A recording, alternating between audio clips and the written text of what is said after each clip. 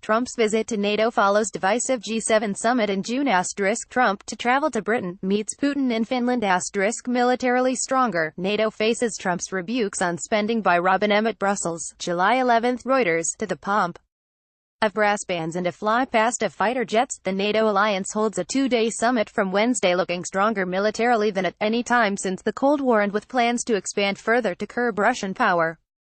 But though NATO has much to be triumphalist about as it stages its first biennial summit at its new billion-dollar headquarters in Brussels, many summit leaders paradoxically appear anxious as they face the alliance's de facto leader, Donald Trump, who brings with him tough talk on defense spending. Accusations that Russia is trying to destabilize the West with cyber attacks and covert action have laid the ground for the North Atlantic Treaty Organization's biggest expansion for decades, backed by a surge in U.S. defense spending in Europe. The meeting brings together more than 40 heads of government including the 29 allies and non-member partners from Finland to Afghanistan, underlining the organization's reach. NATO is also set to expand again, inviting Macedonia to start accession talks and defying Russian warnings against enlargement of the US-led bloc deeper into the Balkans. But Trump's comments about many allied governments not paying their way in the alliance in exchange for the US umbrella has thrown many summit leaders on the back foot. NATO has not treated us fairly.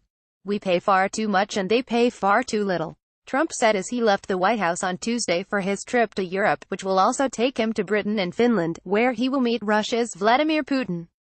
Carefully choreographed sessions and the leaders' dinner in a Brussels museum on Wednesday night are unlikely to mollify Trump, NATO diplomats say, as they found out to their dismay in May last year at a special dinner to welcome the president. Back then, Trump spoke his mind, ignoring decorum and warning NATO allies that they owed massive sums and had to do more to stop terrorism. Renewed purpose. No one knows for sure what Trump will say at NATO, and diplomats also worry that European leaders might react, making a tense situation worse. But unlike his recent tweets in which he berated allies, Trump struck a more affable tone in person before taking his flight. We will work it out and all countries will be happy. Trump may seek to take credit for the increases in European spending that are now registering in government accounts. NATO agreed in 2014 that each member would boost military spending to 2% of its gross domestic product by 2024. Now, cumulative expenditure by Europe and Canada has risen by almost $90 billion since 2015. Allies can take a little criticism if it comes with the recommitment to the U.S. security guarantee, but if Trump threatens to withdraw from NATO, then that could be very difficult, said a NATO diplomat involved in the preparations. Founded in 1949 to deter the Soviet threat, NATO is based on deep cooperation with the United States, which provides for Europe's security with its nuclear and conventional arsenals.